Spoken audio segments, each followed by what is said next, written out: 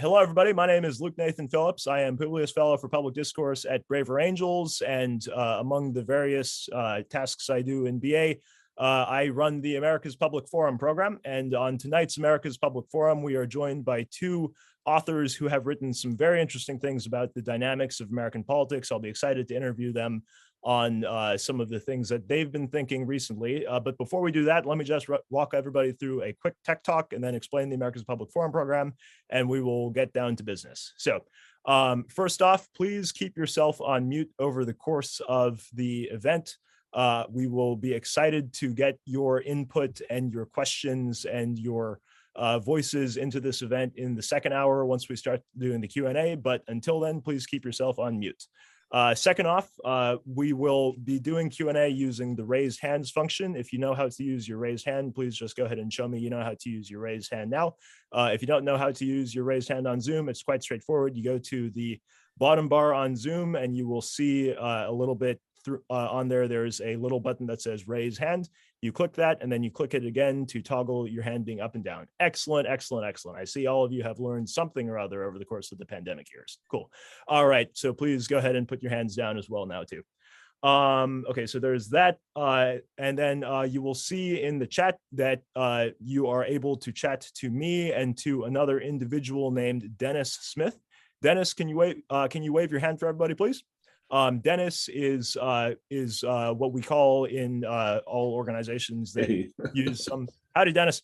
Okay, so we in Braver Angels Zoom events, largely because of the wonderful, wholesome influence of our dear friend April Lawson. We use parliamentary procedure terms on a few things, and one of those parliamentary procedure terms is we call the Zoom event staff whips. So Dennis Smith is going to be the Zoom whip for tonight. And actually, we will be adding Elizabeth Dahl as one of the Zoom whips. Now, Elizabeth, I saw you just got in. I will go ahead and make you a whip too. So Dennis and Elizabeth are going to be my helpers here tonight. They will be here to answer all of your needs. Feel free to chat to them if you have questions on the logistics of what's going on in this event, and they will be on standby to let you know either where you can find information about this later, what the timing is, et cetera, et cetera, et cetera. So if you have any questions all over the course of the event, please feel free to chat to Elizabeth Dahl and Dennis Smith. They both have the name Whip in front of their names. Thank you, Elizabeth and Dennis. You guys are the coolest whips in town. Okay. Aside from that, so that's the majority of the tech talk. The way this forum is going to go is that we're going to go through the preliminary conversation, then go to about a 45 or 50-minute audience Q&A. I will look forward to getting as many voices into that as possible. And meantime, what is the America's Public Forum program? So the America's Public Forum is Braver Angels' flagship and most regular speaker event series that we do. We do our best to bring speakers from all sorts of disciplinary backgrounds and all sides of the political aisle to come discuss things that they've been thinking about that are relevant to the work of Braver Angels in advancing the work of depolarization and helping build trust between Americans across our various multitudinous divides, and in helping us better understand the great polarized and polarizing public problems that confront us every day as citizens of American democracy. And so in the APF program, we've brought a lot of different kinds of folks who talk about economics, different cultural questions, different historical incidents, the ways media is constructed in the current time frame, all kinds of things. But tonight, we have some folks who are going to be telling us some of the things that they've been thinking on pretty deeply about the institutional structures of American politics. And so with that, I will go ahead and introduce them in one moment. But before that, I want to say that we are joined in hosting this event tonight by two of our coalition partners in intellectual outreach and general work with different parts of policy world. The American Project for the Future of Conservatism over at the Pepperdine School of Public Policy. We have put on some events with them, and they're helping us with promotion for this one. So thank you to Pete Peterson and the American Project over there. We're also joined by some of our friends in DC. American Purpose magazine one of the most interesting magazines of American politics in the post-war era that is currently publishing around DC. And we're joined tonight actually as well by Jeff Gedman, the editor of American Purpose, who has been a gracious partner to us for quite some time in this event series. So Jeff, thank you for being here with us. And we will put the link to American Purpose in the chat in a few minutes here. They're always a magazine worth following for their commentary and for their insights on a variety of things. So, all right. So thank you to our partners and thank you everybody for joining us tonight. With that, I will go ahead and get started with introducing this specific event. And if you have any questions over the course of this, again, please feel free to send chats over to the Whips, Elizabeth Dahl, and Dennis Smith. So I'm going to do something really lame that everybody does. And I'm going to contend that a lot of American politics can be best understood if you take a look at some things that James Madison said in Federalist Number 10 and correctly interpret it. So here's a quip to get your brain juices flowing. Extend the sphere and you take in a greater variety of parties and interests. You make it less probable that a majority of the whole will have a common motive to invade the rights of other citizens. That's James Madison in 1787, 1788. And in a nutshell, I think the best way to interpret that is that part of the secret sauce of American government under our system of social pluralism and political pluralism is increasing the number of moving parts, be they economic interests, social geographies, party factions, divergent understandings of the world and the universe, whatever, and forcing them to work together in America's major national public institutions in ways that both preserve their liberty and interests and prerogatives and advance the common good and the public good in whichever ways are possible. That's my read on Madison anyway, and I'm sticking with it. And for a deeper read, you might take a look at the life of an American who both Frank and Phil have written in some depth on, Senator Henry Clay, who you might consider the best applied Madisonian statesman between Benjamin Franklin and Franklin Roosevelt in American history. But aside from that, so there's this notion, right, that's intrinsic to Madison and that's intrinsic to a lot of American political theory that if you extend the number of different groups that have to compromise together, that have to get into coalition together, that have to build shifting consensuses together, there's some virtues associated with that. And that's what statecraft's all about. But everybody knows that the more you talk about virtue and statecraft, or the more somebody talks about virtue and statecraft, it often can seem the less those terms have any real useful definition, or even the less those terms have any kind of meaning in practical public life. And so it is with those C words, compromise, coalition, and consensus. We use them so much that they stop meaning anything. And then public life becomes so devoid of them that suddenly politicians all have to go to sit in Braver Angels, Red Blue workshops to figure out how to talk to each other again. That's a shout out to the Braver Politics Initiative. I'll tell you all about that at a later point sometime soon. Anyways, I'm going to have each of our guests talk about what they think about those terms: coalition, compromise, consensus, and define for us in their own terms and in their own understandings if those are helpful ways to understand American politics. But in the meantime, let me say a little bit about them and why they're here for this conversation, and we'll see. You'll see why I'm so excited to be hosting this here tonight.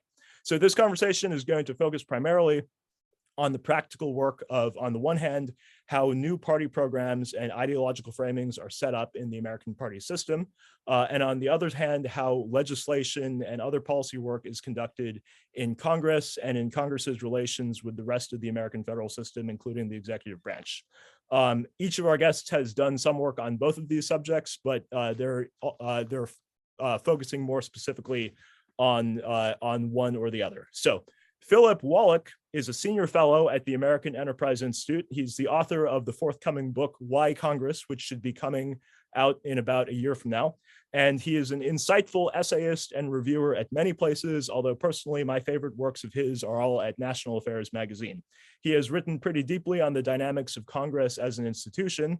And for my money, he has some of the most compelling views on the relationship between government structure and political ethics of anyone currently writing on that. Phil, welcome, and thank you for being here. All right. Thank you so much for having me, Luke. And thank you all so much for joining all around the country. And Phil, I'll turn over to you in just one second, but let me introduce Frank as well, and then yeah, no worries, you're good. So second, Frank DiStefano is an author, most recently of The Next Realignment, Why America's Political Parties Are Crumbling and What Comes Next. It's an excellent book if you happen to take a look at a copy of it. And his YouTube channel features excellent briefings on forgotten moments in American party history that can be quite illuminating in a lot of ways. And he is the first person I have found who has successfully synchronized the cycles of American religious and cultural great awakenings, American economic, industrial, technological revolutions, and realignments in the American party system into a kind of unified field theory of American political cycles. It's fascinating, way too much to get into right now, but we'll talk about it sometime later on. And Frank's perspective, particularly on what makes a party movement and what makes a party ideology and what that kind of cycle is very crisp and very fascinating. And additionally, he used to work on the Hill, so he has also worked in how this works in parties and Congress as well.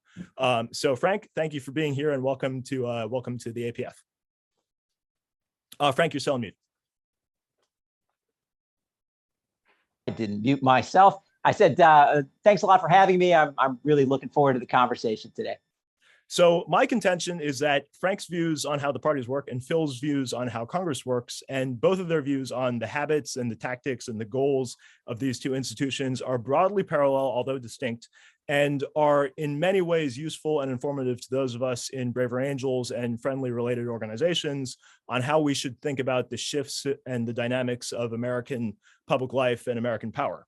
And so some of those questions, right? Are American majorities formed by continually shifting consensuses and reconstructions? Are American majorities formed by temporary compromises and cross-cutting coalitions? And what does that mean across our divides? And what does that look like in different environments, say the national media, or in state legislatures, or in mass national grassroots movements, or in very local governments, or wherever? What does it look like, and how should that inform our work as citizens in this democracy? So I look forward to thinking through these and other questions today. And I am just honored that our two guests and our various co-sponsors are here with us to help us think through it. So with that, let me turn it over to Phil. Phil, how should we think about consensus, compromise, and coalition in American politics broadly, and very especially in Congress and the ways Congress works? All right. Is it really my turn now? It is. You have a couple minutes. Thank you so much for being with us tonight. It's a great pleasure to be talking with such thoughtful people. So let me start just by going back to Federalist number 10 for a second, since Luke brought it up, and it's very near and dear to my own thinking.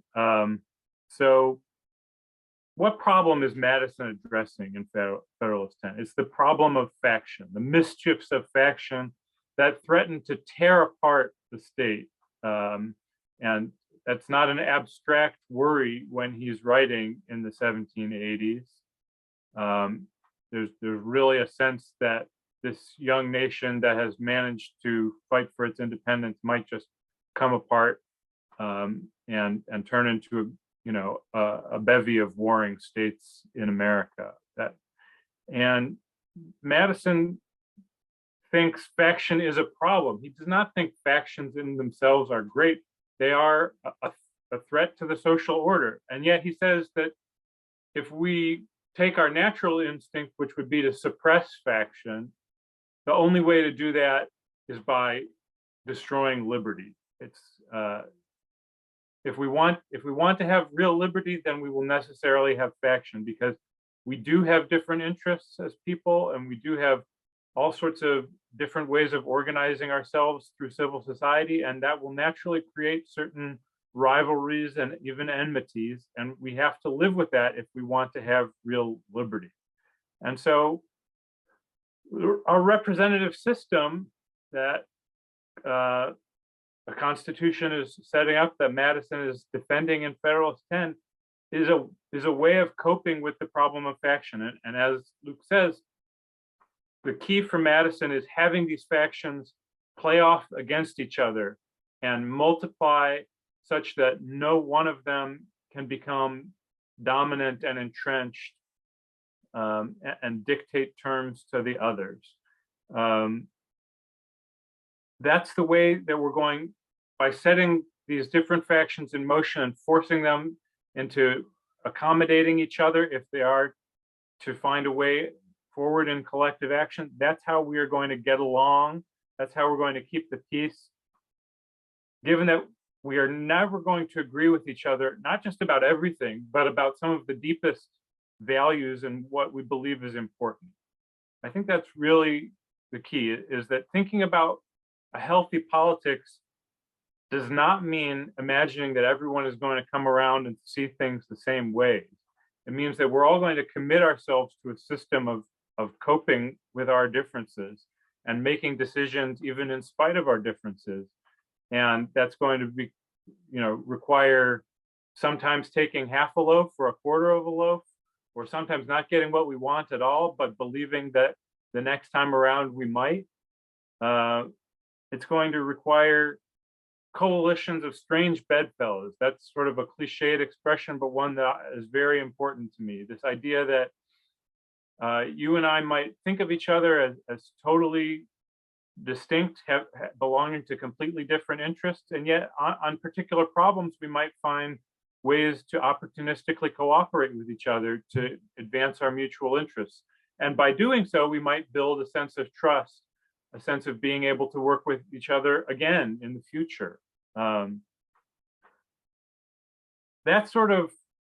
kind of action has to take place in Congress, in a place where our messy diversity and plurality is represented in a plurality of government actors. I think there's a few different kind of anti-political impulses in American life today that sort of look askance at this plurality in Congress and think, whoa, that just looks like some messy disagreement. Isn't there a way that we could transcend that? Isn't there a way we could get over that? And so maybe all these people who disagree with me are just misinformed. Maybe they've been somehow propagandized, or maybe they're just, in need of some education. And if they know the right facts and come around to see the right values, then we're all going to agree. We're going to have consensus, and we're going to be able to act because of consensus. In my view, that's a very unhealthy way of thinking about political life. It basically is a way of saying that you want to suppress faction. And again, the way that Madison said you could achieve that end would be to destroy liberty. And so if we believe in liberty, it means people are not going to agree. They're going to have to figure out how to work alongside each other, even though they don't agree. We should not hope for a consensus. On anything where we can really have a consensus, it's not really a political issue at all. There are plenty of things, right? Congress lots of times suspends the rules and passes things sort of by general acclamation. That's great, and there's more good stuff that happens through Congress in that vein than you read about in the newspaper, because that stuff isn't controversial. That doesn't mean it doesn't matter. We make a lot of healthy changes in the law through that kind of unanimous consensus view, but that's not where the real action of politics is going to be. The real difficult stuff is always going to be about working within a framework of disagreement. I think the other idea that people have today is that we take a vote and the vote decides things, and that's the end of politics. That somehow, especially for a presidential election, we have a presidential election and we say elections have consequences. And whoever won gets to decide all of the important questions for the next 4 years.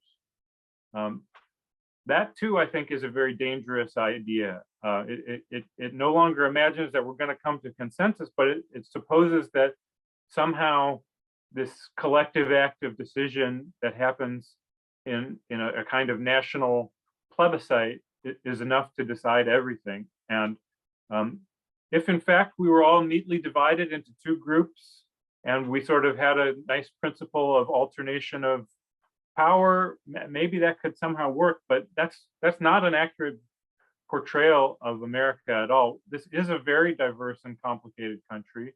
It always has been, and I presume it always will be. And so, this idea that we can solve the question of what to do next just by coming out and voting every 4 years seems, again, like a wish to sort of banish politics through some democratic device that we expect to do all the work of deciding.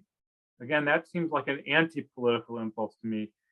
The more healthy path forward is to think about how we have a Congress that successfully represents these multiplicity of interests. And I'm sure we'll get a chance to talk about the many ways in which Congress fails in that goal today, because Congress has sort of flattened out the complexity of America and made it into a stark binary choice.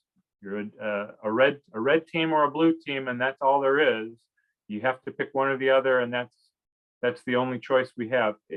If Congress is reducing and flattening our politics that way, it really diminishes our ability to find those strange bedfellow coalitions and to find ways of accommodating our fellow countrymen. We need to find a way to revitalize difference in Congress, such that again we can practice a more fluid coalitional politics. I'll leave it at that for now. Phil, I will be especially excited to hop into some of the divergences between things that are universal acclamation versus things that get line votes on the floor, and how there's the question of how to assess the problems with consensus versus the problems with coming to compromise. I'm just like really interested in hearing some of your thoughts, especially in maybe the last 6 or 7 years of U.S. legislative policy making. So let's put a tab on that, and I will look forward to bringing that back into this conversation. But now let's go over to Frank. Frank, same question to you. How should we think about questions of consensus, coalition, compromise as useful framings or less than useful framings or whatever for dealing with the questions of American politics, and most especially in the party system, although feel free to comment on it generally as well too. Frank, you're still on mute. Sorry about that. 2 times. Anyway, so thanks a lot for having me. And, I thought it would be helpful to start tonight by just thinking for a second about what those words really mean and what they're for, these compromise and consensus and coalition, because the reason that we care about compromise and coalition building isn't simply because we want to be nice to each other, that we want to have a neat political debate where everybody is kind, because of course we're going to have disagreements, people disagree, politics matters, it affects people's lives, people get intemperate. That's not what compromise is fundamentally about in politics. What compromise is really about, it's how in a democracy we do things, how in a self-governing country we come together to get things done. Because in a democratic system, you need 50% of the people to use action. And not just 50% of the people in one institution like Congress, you need 50% of the people in multiple institutions in a federal system, in states, in state houses, in the White House, in the House, in the Senate.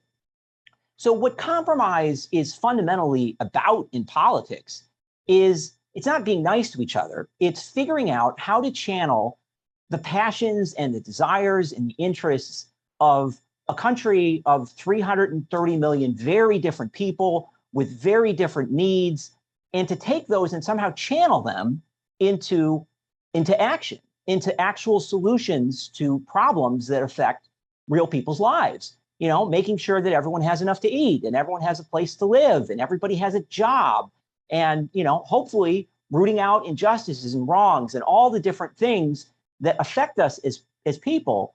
We have to do that through self-government, and self-government means we have to somehow take all these individuals and channel them into coalitions and through compromise. And that is fundamentally what political parties are for. That's why we have political parties. That's why we've always created political parties. And, a lot of people have this romantic notion in their heads that wouldn't it be great if we could get rid of political parties and we would all come together as individuals and rational people into government and just act on our individual interests, except, I mean, even America's founders thought that originally, and they changed their mind very quickly because it turned out it doesn't really work because you have to coordinate. You have to coordinate effort. If you just let people just wander about doing whatever, you get individual ambition, you get problems of disagreement, and you have no way to channel action. And that's why we create political parties. What the role of political parties are supposed to serve when they're functioning well is they're supposed to combine us into two coalitions that each get about half the vote because you need a majority to act. And so if you have systems that require a majority to act, you always trend back to two big coalitions, each hovering around 50%. And that are uniting very different people with a lot of disagreements around some type of common agenda and common goal. So in times of great crisis, we create these coalitions and they then go out and carry on a debate about how to deal with and to solve whatever is the greatest crisis. And all of us have to put aside all of our other disagreements and all of our little petty concerns to combine into these two great coalitions so we can work together through the system and solve our problems. And that's why I always consider political parties to be fundamentally great debates. And that's why I always call them that. They're not just coalitions of people and demographics. They're coalitions of ideas uniting half of the country together around a debate over solving whatever is the big problem of that time and place. And then when that problem gets resolved or fades away and we have new problems, those coalitions no longer make sense and they start breaking down. And then we have to do it all over again. And given this is why compromise is important, because this is why functional parties are important. And not just one functional party, a system of two parties in a framework that works, that can channel a very complicated country of very different people who are fighting over things that matter to them and that affect their lives, and to channel it into productive action. And when the system is working, when we've combined them in ways that work, then we get dynamism, we get reform, we strengthen the country, everybody's better off. And when we do it poorly or it starts to fall apart, that's when the system starts coming apart and things aren't getting done. And that's sort of where we are today. And when people look at what's happening right now, and I think there's a tendency to see it as too much partisanship and too much polarization. But I see a vacuum. I see people who are fighting each other because their problems aren't getting resolved, and they have real problems that they need answers to, and nobody seems to address them. And they're all looking around for different villains, and the system is disorganized. And when the system's disorganized, you get an opportunity for radicals and grifters and people who are just looking out for their own self-benefit to come try to take advantage of the system. And the whole thing starts coming apart. And the way that you fix that problem isn't by focusing first on necessarily even the politics. It's by focusing again on the ideas. And so that's what I kind of leave with, is that the most important question on dealing with, why compromise matters, why coalitions matter, is because that's how we combine ourselves around ideas. And that what we really need to be focusing on right now is recognizing that our ideas are out of date. We have parties that are 20th century parties built around fighting industrial problems that don't seem to have answers to new problems. And that's why people are so angry, and that's why everything's coming apart. And the first answer is to build new coalitions, and not just coalitions of demographic groups, but coalitions of new ideas, combining people in new ways around new ideas that can actually successfully address and debate the new problems we face in a post-industrial, post-Cold War world that is very different from anything any of us have ever known. It's interesting because, Frank, I've always found in your work, and you said it here just now as well too, that the political parties themselves are in some sense expressions of American democracy. They are in some sense the kind of places and the kind of institutions whereby American citizens of very diverse interests and very diverse ways of understanding the world come together to set up a common front and a common institution by which they can fight for their shared interests. And Phil, you had said things in your introduction here as well, and have written in your riffings on Madison as well in other spots, that self-interest and partisan identity and the existence of faction itself are things that can be harnessed and must be harnessed, because they will not be subsumed under some virtuous citizenry of objective non-politicalness, right? And so it's interesting to me because at the level of being a political thinker, a political scientist, everything that you both are saying on this makes intrinsic sense to me. I agree with it. On the other hand, most of what both of you have been writing, you're going up against the tide in American public opinion, because for the most part, a lot of our fellow Americans look at the party system or look at Congress, and they do not see useful compromises being made or citizens of diverse interests coming together to work on their common interests. They see vitriol. They see very flagrant all or nothing kind of self-interest questions. They see stagnation and a general gridlock or partisanship. I remember 10 years ago, the biggest thing everybody was worried about was gridlock. And I'm not saying that this goes and defeats the purpose of the work that you guys are working on. But I guess my question with that is, given that that the system, as both of you have said, is not working, or there are things that are keeping it from working to those benevolent ends, what exactly do you think is the problem? And I'd like to hear each of your takes on this. But if American politics is about factions and about these kinds of interests, rightly understood, and we do have those, and we don't have to become virtuous philosopher kings as citizens. We just need to play party politics better. Why are we not playing party politics better? What exactly is it that's keeping from it? And let's, how about we go to Frank first, and then Phil, will go to you after that. All right. I think it's important to start with making a distinction, and the distinction is between partisanship and dysfunctional partisanship, right? People hate partisanship right now because the only partisanship we've seen for the last 20 years is highly dysfunctional. Where, if you know history, there's other times in America. I mean, I'll stop and say, well, obviously, politics is always contentious because, again, important things are at stake that people disagree about, and it can get always heated. But in the middle of the 20th century, we had a party system that more or less functioned, that would channel people's passions into productive ends. And so we weren't worried the same way about gridlock. We weren't worried the same way. And there was much less disagreement. There was compromise. People worked things out.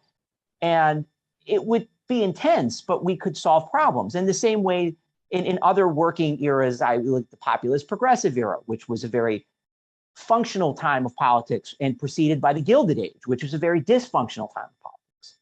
What people don't want, and what they see right now, is dysfunctional partisanship, where you get pure sort of tribalism, not focused on solving problems. Well, why does that happen? And that happens because parties are about, this great debate about solving problems. And what happens when these parties are built around solving yesterday's problems? Well, they no longer have the tools to deal with the stuff people care about now. And so what they're doing doesn't matter. And they don't know how to solve new problems. They're doing unproductive things that are based in orthodoxy that's out of date. They're anachronisms. And because there is a vacuum, there's an opportunity for corruption and all the things that we hate in these periods of decline and stagnation.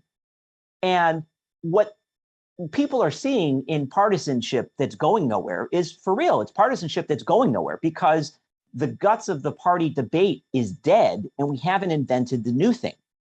So what people need to be looking for is not just that partisanship is bad, it's redefining our parties, redefining and remixing our coalitions with new people around new ideas and new ideologies that is actually calculated to deal with the new problems. If that was happening, I think all the vitriol, it wouldn't go away necessarily, but it would greatly reduce because people would feel like the system was working, that they were getting what they needed, that their problems were getting solved. And even when the other team won, they would feel like, well, they're gonna solve the problems differently, not the way I would like, but they're not out to get me. They care about fixing the country too. And once you get that kind of productive debate, then the party system works. And so the problem, getting back to the start of your question, which is the problem isn't parties in party debate, it's dysfunctional parties that don't stand for anything that matters. That's what allows all the bad things to happen. Thank you, Frank. Phil, same question over to you. What exactly is it in the current system that is that doesn't inspire confidence on the one hand, and that on the other hand makes what might be a functional Congress instead of dysfunctional Congress? Okay, well, let me start out with sort of what the current partisan divide is doing with our politics today. I think we have an impulse to say, oh, they can never agree on anything, they can never get anything done, nothing ever gets solved. That's the fundamental problem. I think that's not entirely right. I mean, consider our response to coronavirus. We passed the biggest supplemental appropriations bills in our nation's history, trillions and trillions of dollars in very short order in March and April of 2020. And those were not partisan bills. Those passed with overwhelming bipartisan majorities in a big hurry. We see our Congress is able to move in crises, and it's able to get behind certain kinds of deals. We do generally pass spending bills and keep the government running, after all. And many times those are fairly bipartisan deals, even in this very partisan era. But what we need to understand about the current Congress and the way that the current parties are organizing Congress today is that Congress is really not a forum for meaningful debates today. Congressional leaders have a kind of a stranglehold on the agendas in both the House and the Senate today, such that they have a chance to sort of frame everything in their own favored terms. And their own terms tend to rely on this negative partisanship that Frank was getting at, that really the main objection of framing up a legislative agenda for modern party leaders is to make the other guys look bad, so that the American people are more angry at them in the next election than they are at us. And so it becomes it's not that they can never do anything. When there's a clear enough need to do something, they can put their minds to it and get it done.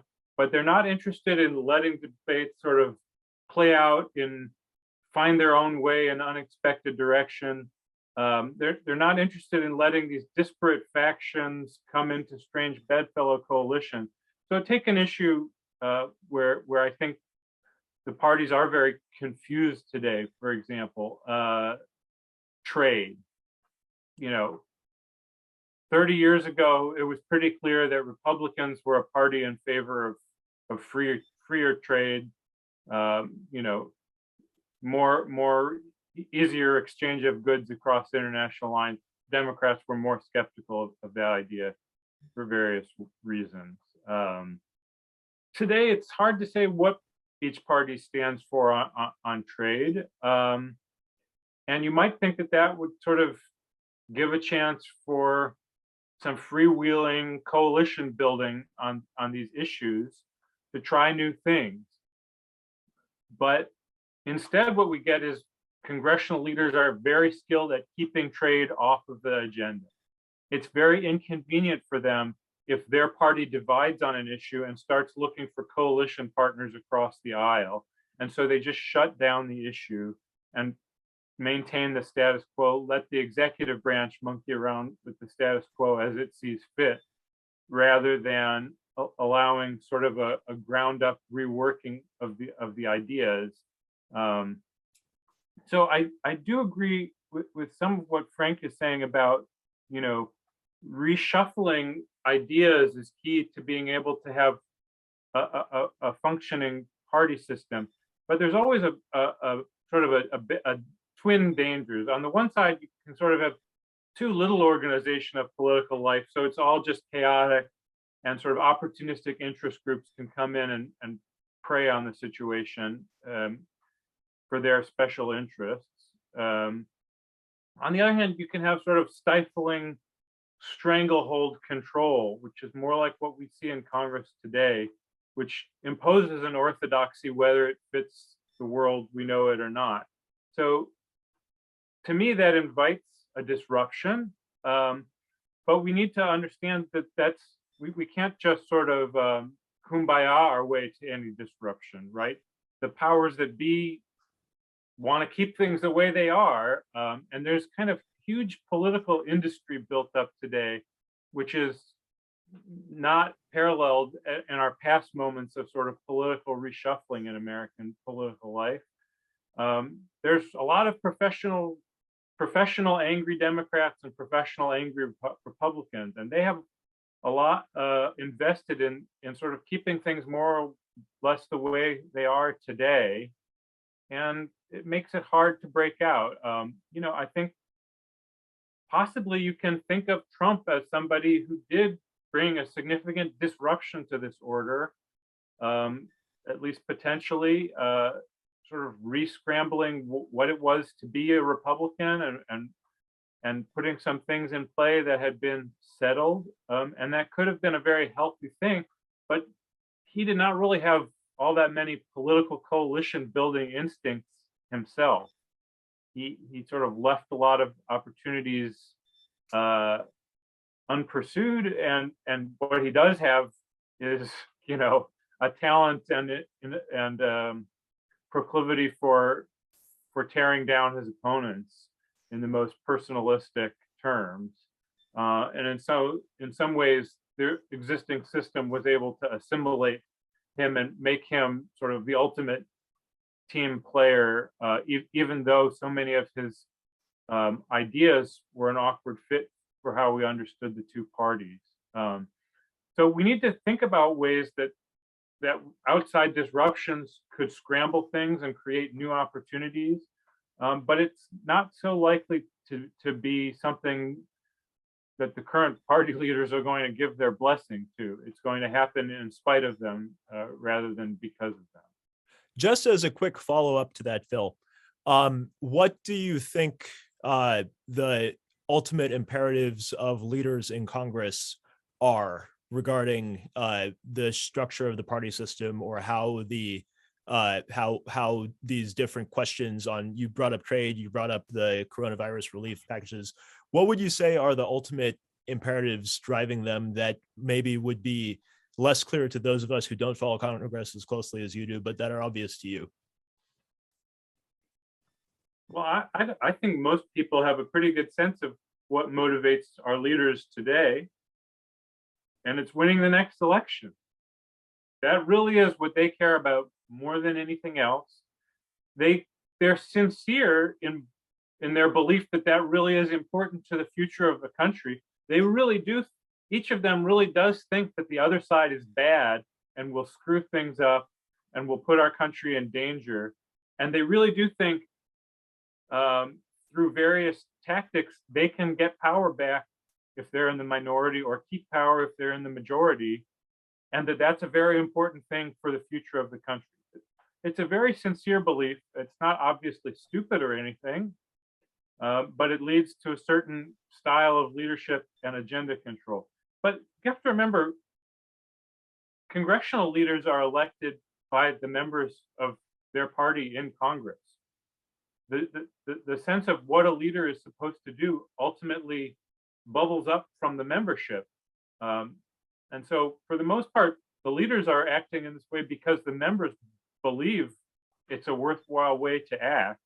And in some ways, what my book project is all about is trying to get members of Congress themselves to sort of have more expansively imagine the possibilities for their institution, because I think a whole lot of them have sort of lowered their expectations and believe that the main point of Congress is to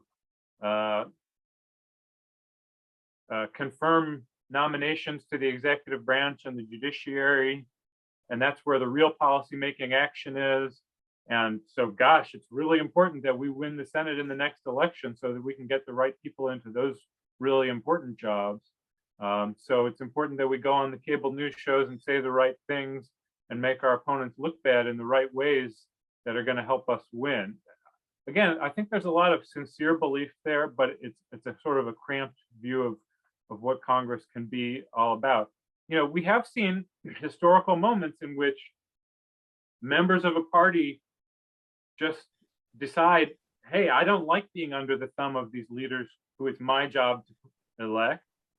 It's actually more important to me to pursue a policy agenda that's not getting attention than it is for me to be a good foot soldier to my party. And they've joined up with the other party and overthrown control of the institution in important ways. That has happened before, and there's no reason it can't happen again. Again, it's a sort of a big disruption that will require some people willing to stick their necks out. Phil, I will be excited to get back to hearing about what you see as some of the possibilities of both that kind of strange bedfellows situation, but also just what you're thinking about as the possibilities in Congress that current generations of congressmen may have forgotten. In the meantime, Frank, I sense that you are bubbling over with various thoughts and comments and responses. So I'll turn it over. Yeah, well, so just listening to Phil there, there were two thoughts that immediately jumped to mind. And the first is just the importance of ideology, party ideology, for making Congress work. And the reason for that is, you know, I worked in Congress. Most members of Congress are, if you had to think about their role in the organization like a company, they're salespeople. That's their skill set, right? The product person has handed them conservative product, liberal product, and they go out to win elections and sell. Now, the problem with that, obviously, is they're in a product job. The job of Congress is to make laws, to govern the country. But the actual skill set that we demand for most members of Congress is essentially sales. And that what they expect is that there will be idea people who will come up with the ideas and hand them off, and then they'll go out and sell those ideas. And when the ideas are working, that functions more or less okay, because there is sort of a brain trust of brilliant people and think tanks and whatever that are built around a common party ideology, what conservative or liberal Inc. stands for, what it wants to do. So the salespeople come in and they push the agenda forward because everyone's on the same page, and the page that they're on is functional and working. And this is why there's a huge problem, particularly in Congress, is that when that falls apart, those people don't know what to do. And the point he made about crises and trade were both brilliant, because a crisis everyone can handle. And that's always been. I mean, even in like the Gilded Age, there would be, booms and busts and crashes. And, the Gilded Age was the most useless period of Congress in American history.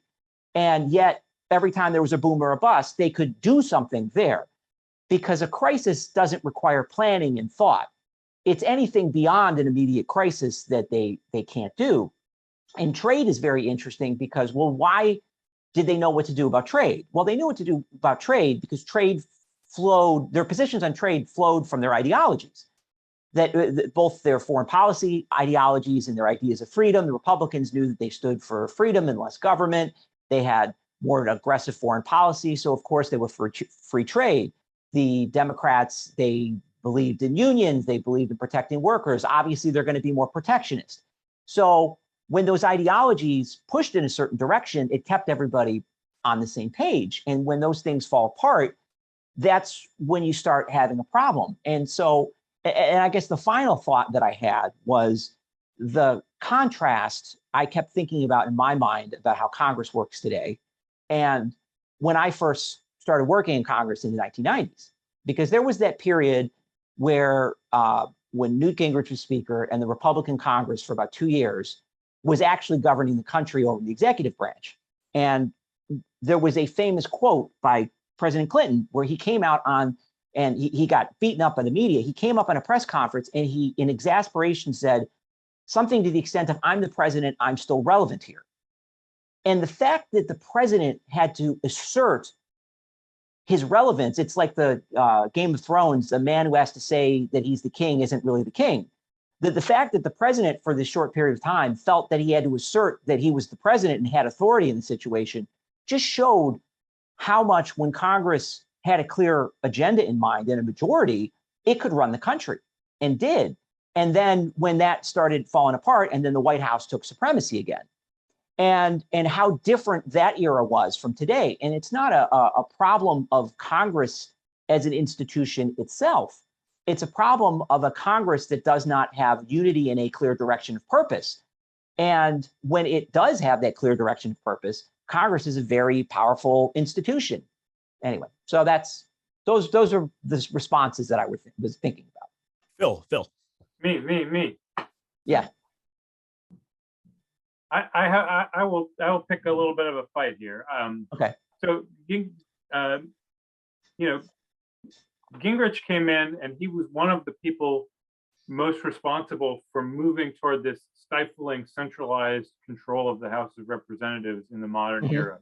He was a visionary in some ways, and super clear in his ideological vision for the country. And he thought that gave him the right to act like the prime minister, and that in fact the president could be irrelevant, and that he could rally his troops and ram through the Republican agenda, and Clinton would just have to go along.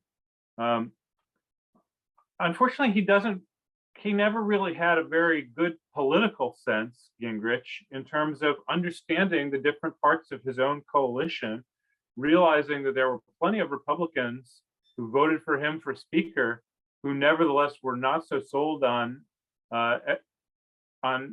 every part of his agenda or the extent and ambition of his agenda to roll back the regulatory state, to totally throw the Great Society welfare programs overboard. And he seriously overplayed his hand as a result. I think there's a very good argument to be made that if Gingrich had been willing to farm responsibility out a little bit in a more decentralized fashion, he might have learned more about what the country was actually willing to do in reforming these programs, instead of what happened in a lot of cases is the House, in some cases, just failed to pass anything because it didn't realize that some of its own members weren't on board. In other cases, the House passed something and then those bills just went nowhere. In other cases, they slammed into President Clinton's veto and didn't really amount to much in that case either. So I think, there is this idea that comes, it's a long tradition in American political thought as a kind of counter tradition to the one that the Madisonian one that I've articulated, which I would call a Wilsonian one. It's very consistent with what Woodrow Wilson laid out in his book Congressional Government, that came out in this Gilded Age period that Frank identifies as being particularly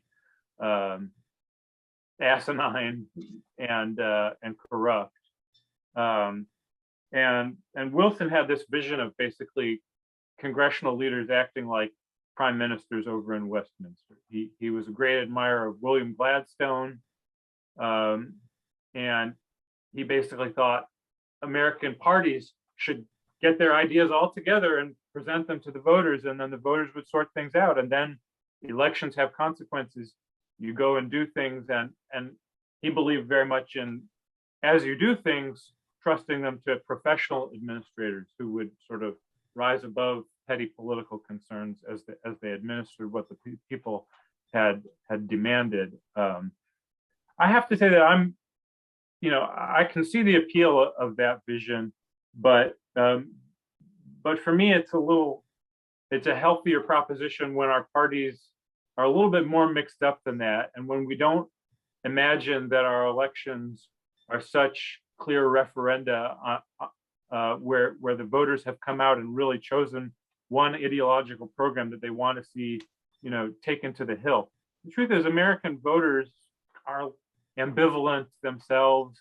If there's one thing political scientists have done a really good job documenting over the last half century, it's that regular people's engagement with politics is very casual and contains multitudes. People hold contradictory thoughts. They don't find the need to reconcile everything. They're not ideologues themselves, the American people. So they pick one program one day because they're dissatisfied with the people in power. That may or may not be a strictly rational kind of calculation. It may or may not, embody really sound ideological reasoning of any kind.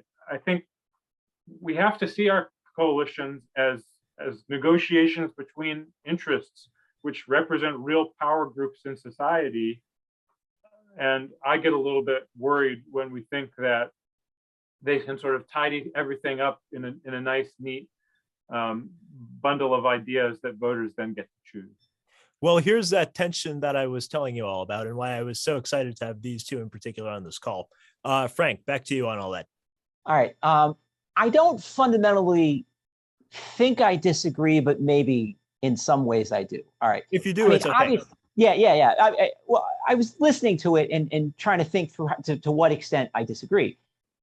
Because on one level, it's not like what I was saying wasn't defending Gingrich as always a brilliant, sound political tactician. Obviously, he got overthrown. He didn't last very long. Although I would also say that what he attempted to do was so unfamiliar. A speaker of his type hadn't happened in America since the early republic. So on one level, you say, well, he tried to do something absolutely extreme and unprecedented, and he didn't do it well. But that said, but putting that aside, the thing that I find interesting about the 90s isn't just the Republican Congress. It was the interplay between the Republican Congress and the Democratic president.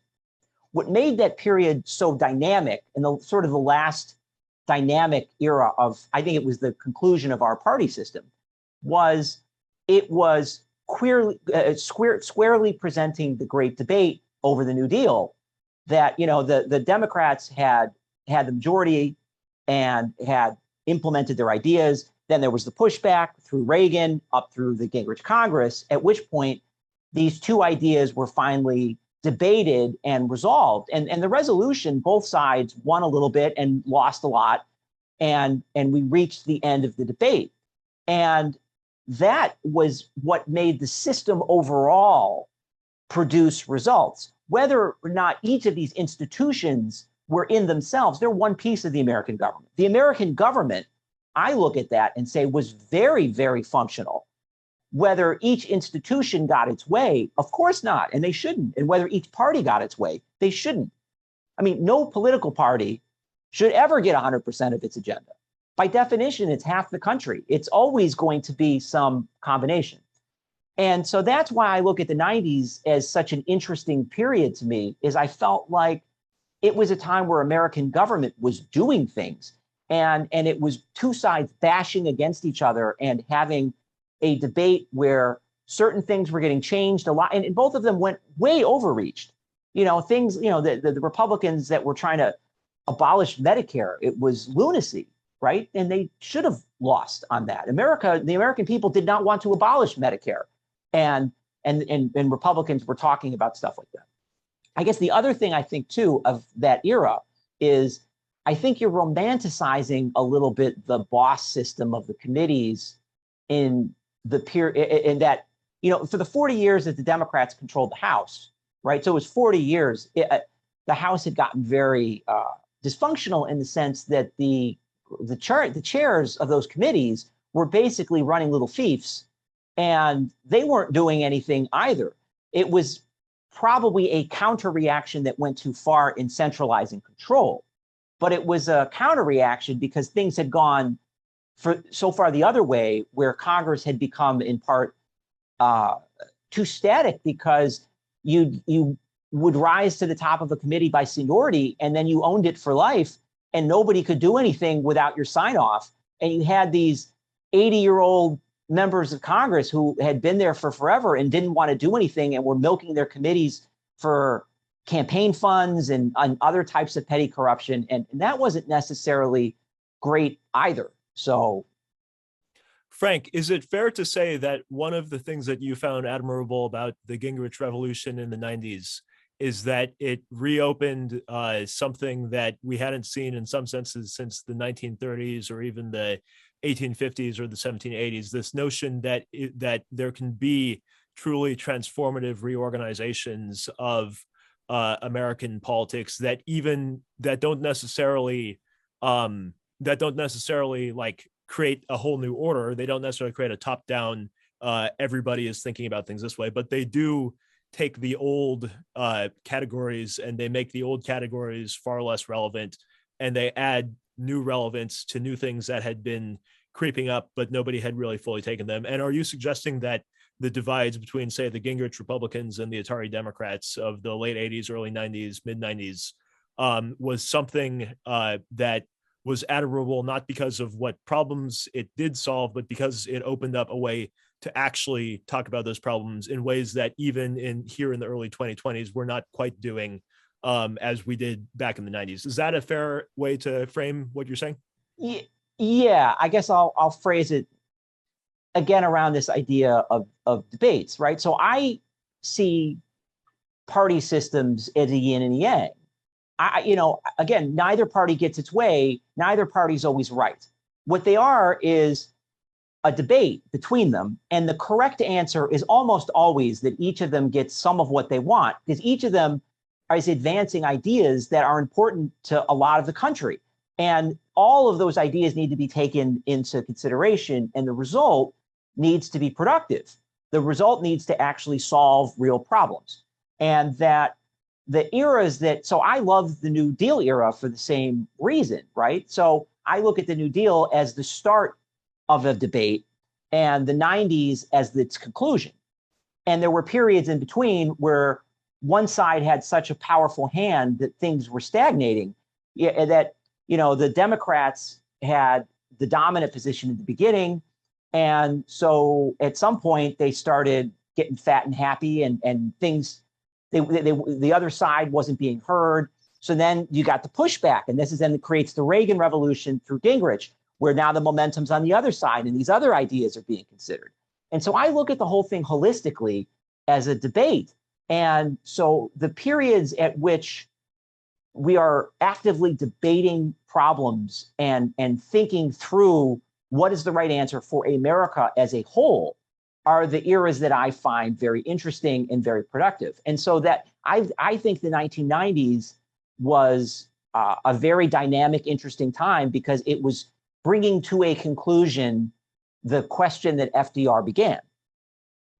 Let me turn it back to Phil. Phil, you can respond however you like on all of this kind of stuff. For what it's worth, I see Newt Gingrich at the Basilica every Christmas Eve Mass every year. And after having heard these differing conceptions of him, I will never look at him the same way at the Basilica and Christmas Eve Mass ever again. So thank you for this. Yeah, he's a real interesting historical figure regardless, right? In so many ways. Phil, let me turn it to you on just the general responses and thoughts and considerations you have. And also let me throw in the question too, that you had mentioned ideas about Congress expanding its own conception of its role, and Congress people individually getting a better imagination for what they might be able to do. Tell us more about what you think about that. And also I'd be specifically curious, and I'll ask Frank this as well too, what role you think Congress has in either new party realignments or new strange bedfellow coalitions or all that kind of thing. So those are the two general baskets of questions. Number one, just feel free to respond as you like on Frank's conceptions here. And then also please tell us more on the question of congressional possibilities. Okay, I feel like Frank and I could probably have a very interesting conversation about the politics of the 80s and 90s that would go all night, and I don't want to send us Yeah. down that hole. We'll do that for a future will American Public say, Forum. I will say, I mean, I agree with a sense that there was something fruitful that came out of these clashes. That seems for sure right. But we also got to the impeachment of President Clinton pretty quickly thereafter, and that really, with the benefit of hindsight, that really seems to presage a lot of what has passed for American politics in the 21st century so far. And so you have to look at that with some foreboding also, I'll say. But I certainly second the notion that, Gingrich is a fascinating figure, a whole, an eclectic sort of reader of books and coiner of sayings, and he is definitely worth thinking about. But again, I would just leave my last word on that to be, he's not really somebody who has the political touch in the way we think of some of the legendary congressional leaders as having, right? There was the idea that Sam Rayburn kept together this raucous, sprawling coalition of Democrats with these late night card games and bourbon drinking and just an acute a sense of personal relationships and trust. And it was all held together through some really adept interpersonal management in Congress. There's just none of that with Gingrich at all. He had a lot of big ideas. He was impressively strategic in thinking about how he could rise through the institution and get a chance to ram his ideas through. And then he made his best attempt at doing so. And again, I wouldn't say that all the results were bad by any means, but it sort of may have been pretty self-limiting pretty quickly. So then let me turn to this question of sort of what could get to a Congress that functions differently than the sort of strangled institution we have today. And let me just make it clear. I think a lot of times you hear a story, America is so divided into two warring camps. We've become these two tribes and we hate each other and the other tribe. And therefore, our Congress is merely representing that divide when it has Democrats and Republicans who don't want to work together nicely or at all. And that's, what else could we possibly expect? I think that story is completely wrong. We've seen, as I'm sure Frank can tell in more detail than me, we've seen a rise of independently affiliating Americans pretty steadily over the last few decades as more and more people feel that neither party is doing a good job representing people like them. And yet we do have more and more polarization in the sense that political scientists like to talk about it as a description of the voting patterns in Congress. There's no question. Democrats and Republicans vote more diametrically opposed to one another than maybe ever before, but certainly since the late 19th century.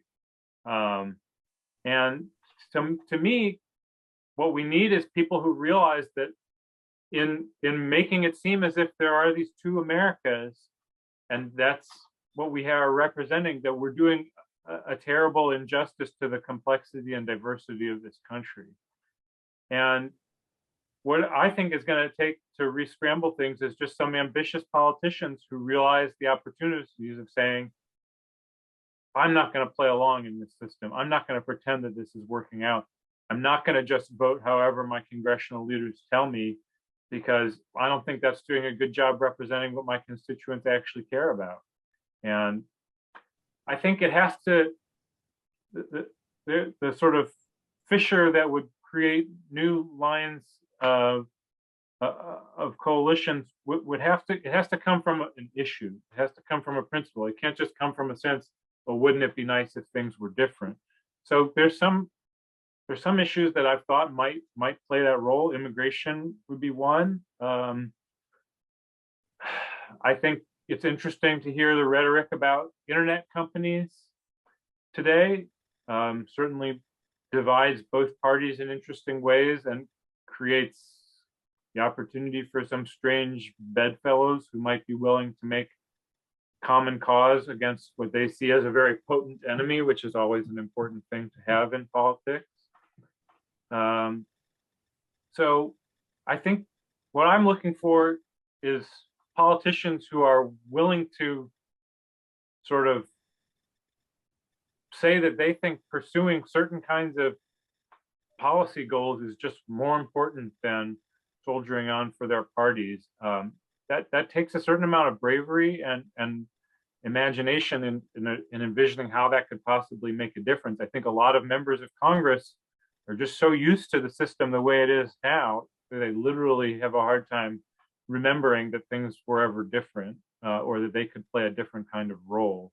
So I think there's a role for trying to learn the lessons of history and teach them to our members of Congress, and also teach them to the American voters, who ultimately would be very helpful if they could take this message of expecting and desiring their representatives to do something other than just pulling the lever like their party wants them to. They really ought to be shaping the agenda more than the current system allows them to do. You know, if we think about everything in terms of voting, we really have given away the game already. Voting is what happens at the end, after the more important process of shaping what questions we're seeking to answer. That's where the real hard work of politics takes place. And right now it's just completely delegated to the leaders in a way that I don't think people appreciate. So that's my goal, is trying to help people understand that it doesn't necessarily have to be that way, that we can allow a more open process in Congress to set a more unpredictable agenda that allows us to do some things that neither party's vision would allow us to do by itself. Well, Phil, I will look forward to your book coming out so that I can see some of your fuller ideas on this in their full bloom. This will be exciting to see. I'm going to turn it over to Frank, because I think Frank has some very interesting and very correlative understandings of some things that not only Congress people should do, but that American political entrepreneurs and activists and various thinkers and citizens should do as well. But before I do that, I just want to let everybody in the audience know that we're going to be shifting over to audience Q&A fairly shortly. So as you start having questions, feel free to start putting up your Zoom raised hands, and we will start to get to Q&A after Frank closes us off on this side. But Frank, so Phil just brought some thoughts here on what Congress people can do in terms of courage, bravery, innovation, new ideas. And if I recall correctly, a lot of your book was precisely about that. So tell us general thoughts on what you think the kind of new orders and modes could be. You completely read my mind of what I was thinking about while he was talking, because I agree with that entire point. The only thing is, I don't see politicians as the place to start. I think politicians are the implementers. I think they don't know what to do. Now, it is possible to have a William Jennings Bryan, to have an FDR who understands that they need to do a transformation and starts pulling on these new ideas. But again, we don't see that person on the horizon. And even in the case of those historical examples, there was a group of intellectuals first. There was FDR's brain trust. There was the populist movement that was running across the country as a powerful third-party movement that Bryan was able to sail on. You know, Jackson showed up as an impulse, but then people like Van Buren came out and supplied it with the ideas. So the way that I think that this is going to happen, and the way it has to happen, is that we need to develop new ideas first. And I think the instinct that an issue is going to do it is right, but I think it's bigger than just one issue. It's got to be a new approach to our new problems, because we're in this new information economy that looks nothing like the industrial economy. And liberalism and conservatism as ideologies no longer work, and we have to throw them away. We have to just stop thinking in those terms, those coalitions, those ideas, those solutions. They don't make sense. And that's really alarming and radical to people because it's so unfamiliar to us. But what's going to happen is thinkers and of different, with different expertises, with different sort of priors of where they're coming from, are going to come together. They are going to create a new ideological framework.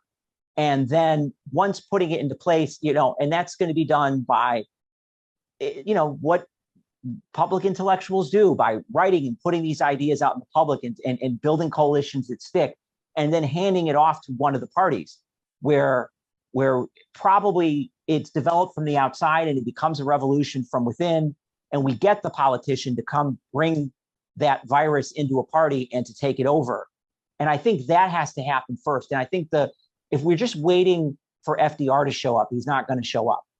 I think we have to make him show up, and we make him show up by giving him a package of ideas that he can then take and win. Giving, William F. Buckley giving Ronald Reagan conservatism to run on. You have to have the idea people first that hand off the football, and then the politicians know what to do and can implement it, and they're implementers. So that's what I think is going to happen. I do think that is where we're going to head. As a very final note before we go to questions, if you had to take a wild guess in terms of what you think one or two or three of those new modes and orders might be, and those new William F. Buckleys and those new Raymond Mollys and stuff, where do you think we should be looking for those? There's a lot of really interesting work going on right now. And one of the things that in the last year, there's been a lot of people who have started poking their heads out and doing some really new thinking.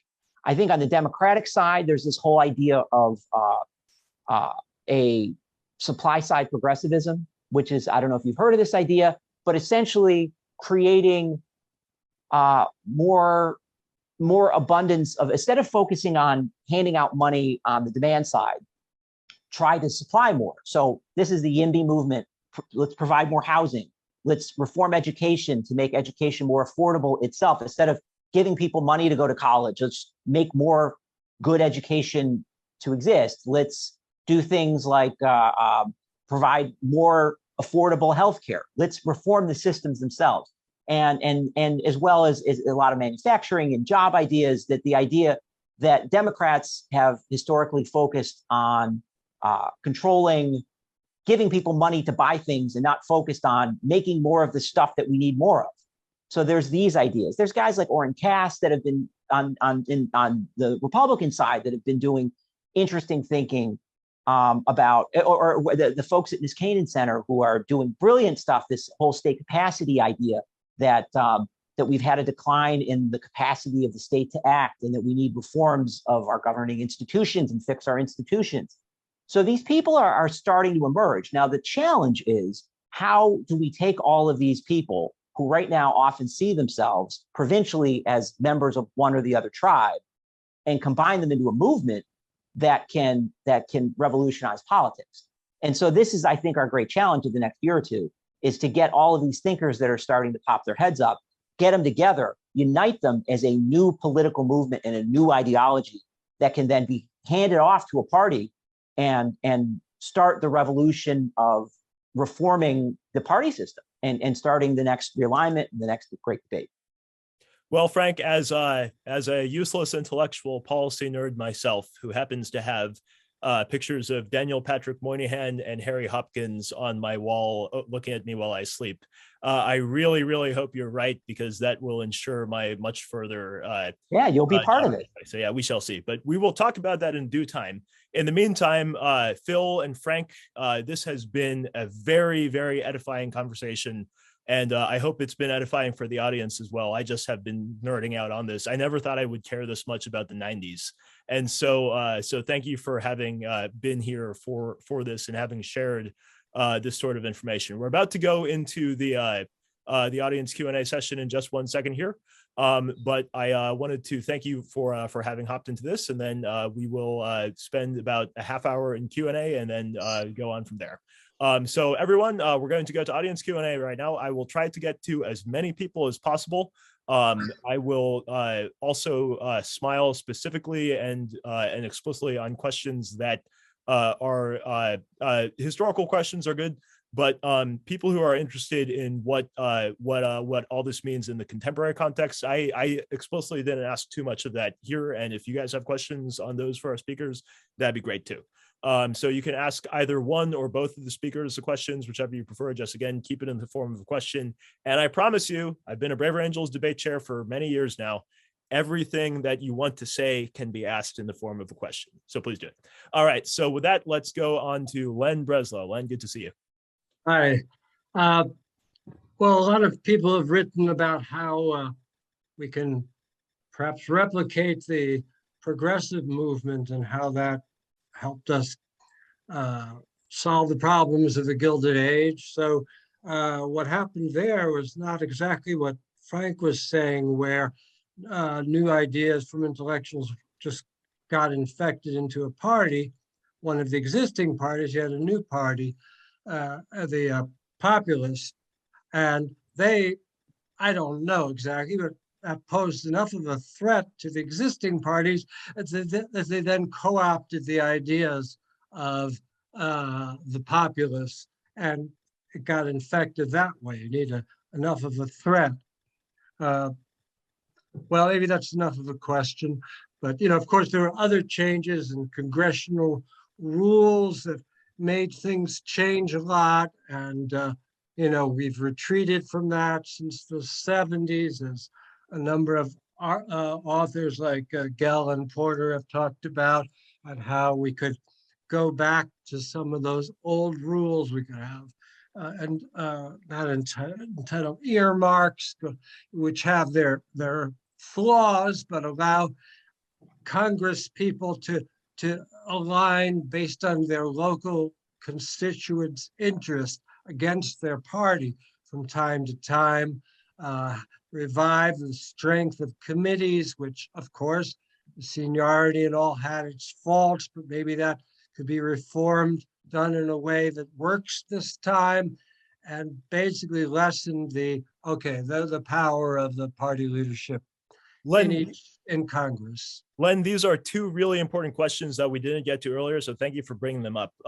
Frank, can you take the part on the populist movement in the Gilded Age, and then Phil, can you take the part about the reforms in the 1970s and how that changed the partisan dynamic in Congress?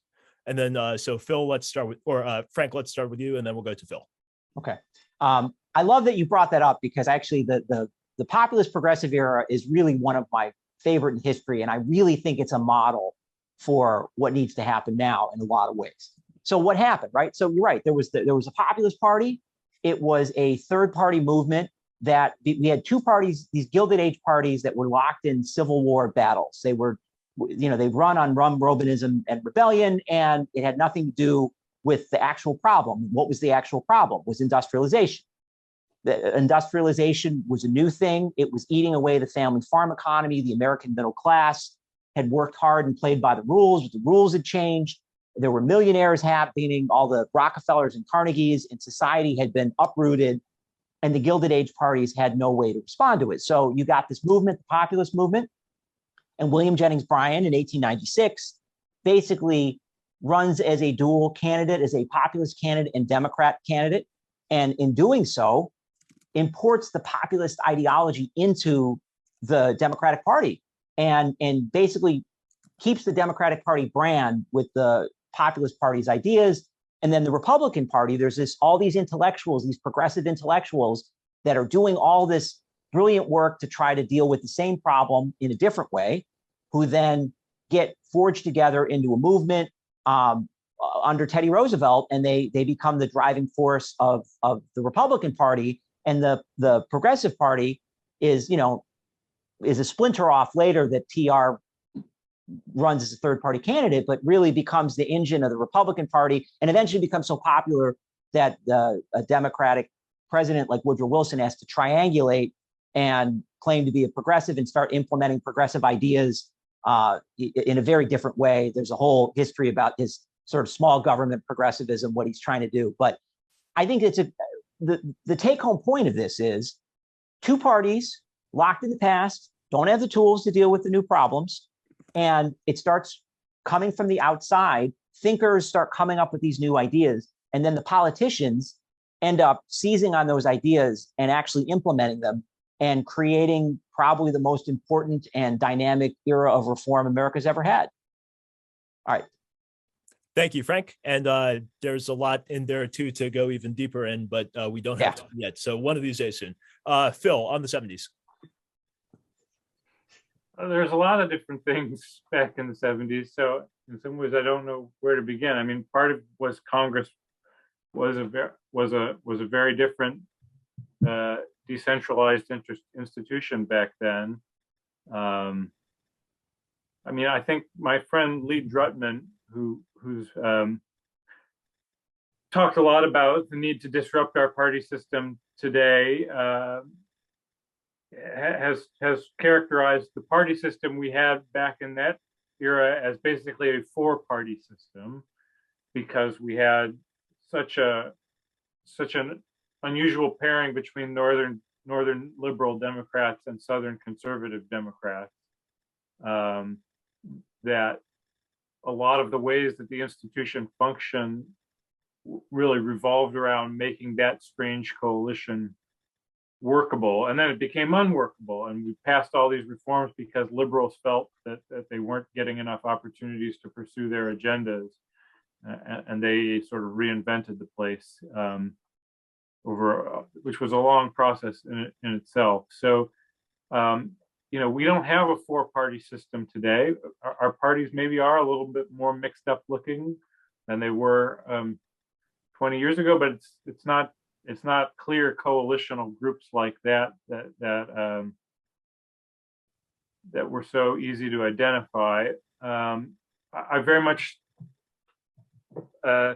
think one of the questions is how the factions today could become better organized, such that they would have more leverage to sort of negotiate with each other, even on an intra-party basis. That would be a promising thing to pursue. But I think when we think about what a reform agenda is going to look like, it's more important to think about what are the particular problems of today that we're trying to solve. What are the elements of the process that frustrate people today, rather than envisioning, well, there used to be this other regime, and we think it had a lot of appealing features, and could we just jump from this regime to that one? Because I think the practical politicians don't tend to think in those terms. That's a little too much of a leap for them. And so I think, you know, for me, that period serves as a helpful exemplar in terms of how a decentralized politics can make a lot of things happen, but it had lots of pitfalls of its own. So we shouldn't just be hoping to get ourselves back to the kind of rules regime then and assume everything would work out. I also think I'm not a money in politics guy. I know for a lot of people, money in politics is really the whole, you know, the elephant in the room. And if we don't think about money in politics, we can't figure out how to make any headway. I just don't think along those lines. But I will say that the role of money in politics has changed so enormously since the 1970s. Just the dollar amounts involved are so much greater, and certainly when we think about versus the progressive era, or versus the 1850s, when we managed to disrupt our two-party system and totally overthrow one of the existing parties, the barriers to entry were just so much lower in those earlier eras.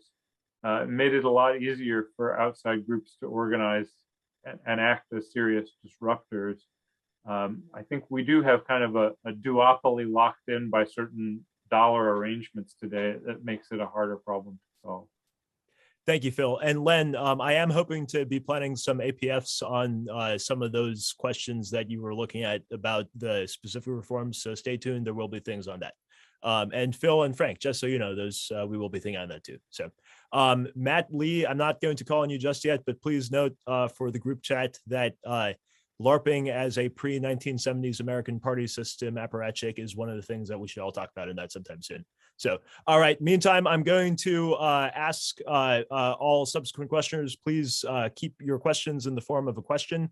I think we can get through this, this list of 7 here.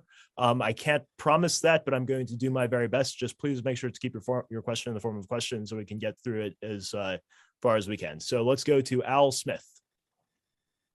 Yes, Mr. Chair, my question is all around electing incumbents. Today, the reality is 90% approximately of incumbents are reelected, and we send them back to Congress to behave in exactly the same way, voting party line, strictly partisan, incentives to stay with the party and vote party line, and that produces no problems, just like it hasn't every 2 years, every 4 years, every 6 years.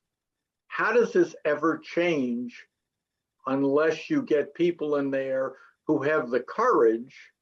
Of course, if they have the courage, they'll probably be there for just 1 term because they'll either be primaried, they won't get a committee, they will get no money, and they will get no support. So how do we incentivize people to have that kind of courage? Thank you, Al. Phil or Frank, whichever of you wants to go first. Sure, I'll go. Okay, so from my perspective, it would be better if there was more turnover and more fresh blood. But what those numbers actually show, so in competitive districts, there's tons of turnover, right? If there's actually a competitive district, because they go back and forth between the parties. And if it is a safe party district, the voters send one party back again and again and again for 35 years. And so that's how you get numbers like that. And what those numbers really show is how gerrymandering has gotten out of control. We just don't have that many competitive districts. And that really what those are showing, it's, you know, if there is a workable 2-party system and the voters of a region prefer one party strongly, it's not odd that they're going to keep sending somebody representing those ideas. Again, it's not a problem. The problem you've identified is a gerrymandering problem where we have used sophisticated computer software now to basically eliminate as many competitive districts as we can. And that is something that I would love to do something about, but it's just a very complicated problem to solve that I can't solve right now. I have some ideas, but it's going to take, and it's going to take political will. And the reason it doesn't get solved is that political incumbents don't want to solve it because it makes more safe districts, which is good for them. But it's bad for democracy, I agree. Let's go over to the next question from Maurice Kashim. Maurice, did I pronounce your name right? It's Maurice. Maurice, thank you. Ask your question. So like the thing is, like with polarization, I actually kind of disagree with Phil's assessment because I feel like we are deeply polarized, but it's around culture. The way I see it is the parties are divided like between them by culture, but internally divided by economics. So like the way I see it, I see there's 6 factions. For the Democrats, there's like basically Maurice, this is interesting, but can you make sure to ask it in the form of a I'm going to get to the question right now. Please, thank you. So like the 6 factions I was explaining, there's like basically metropolitan proletariat or like working class Democrats in metro areas. There's like leftists, there's like upper middle class people and the Republicans. There's like college educated people, like non-college educated rich people and non-college educated poor people. Like with all this diversity, how can we incentivize, I guess, that cross coalition working together? Phil, do you want to respond to that first? Well, I think it's interesting that you said that there is a lot of economic division, but there's been, you think, very solid cultural polarization. So to my mind, our political system is kind of playing a nasty trick on Americans it's really good at doing this cultural polarization trick and getting people to feel their allegiance to one team or the other. But I actually think that if you complicate a lot of those cultural issues, the divide is much less stark than it seems. And that in some ways, I think that the causality is because we structured our partisan politics this way, people dig in on those issues, and it becomes hard for them to think sort of openly about them, rather than everyone starting from a really fundamental basic commitment to certain things that are just incompatible with the other side. So we may just disagree about that, but I think focusing more on these economic issues where there might be these different groups with naturally different interests and needing to find coalition partners to get things done, that's very promising. So, I think Frank talked a little bit about this sort of producerist turn in American politics that you can see on both sides of the political aisle. I think that potentially pulls in working class, that can pull in certain kinds of rural interests, that can aggregate in new and interesting ways to think about opportunities for restructuring our political economy. I think that we just have to give that process a chance. And what we do instead is, if people start getting too cozy talking about those things across the aisle, the leaders say, hey, but remember, that person is a pro-life socialist. You don't really want to be working with them, do you? Or that person is, I meant pro-choice. But you get the idea that we're very good at falling back to these caricatures of each other that are largely along these culture war lines, and that's kind of the move that's shutting down more interesting political coalition building. Oh, Phil, I thought you were talking specifically about Elizabeth Brunig in that case, and I was very excited for that. Frank, do you have any insights on this question? I think Maurice brings up a really interesting thing too. Yeah. Hey, Maurice. I mostly agree with Phil. I think it's just that I think that politics is about doing things, right? So there's two types of cultural issues. There's cultural issues that were, slavery was in some way a cultural issue, but that there was something at stake there. And most of the stuff we're calling cultural issues today, it's just resentment and I don't like your tribe, you don't like our tribe, symbolic stuff. There's no actual proposed policy or the number of cultural issues with actually something at stake is so vanishingly small. And it's a problem because we're debating politics about symbolic garbage that doesn't matter instead of solving problems. But the reason that has been so successful of late, because cultural issues are always useful for winning elections, but they're not useful for building parties that have to do things. And that it's the vacuum again. It's the fact that there's nothing at stake actually happening within the parties, that these sort of symbolic issues are allowed to predominate and divide people, because it's just like the old jokes about academic politics, because the stakes are so small, they're so vicious. I think a lot of that is happening. So I actually completely agree with what Phil just said. I will be excited to explore this particular question on future APFs and other things. Maurice, thank you for bringing that up, and we will see where we go on this moving forward. Let's go over to Matthew Lee. Matt, unmute yourself. Please ask your question in the form of a question. Hey, thank you both for coming. My question is this. With a crime, there are usually three elements. There's the means, the motive, and the opportunity, right? And Frank, you really seem to be discussing the motivation, the actionable motivation that gets people to make a big change when a crisis emerges. And the word crisis comes from the Greek word for decision.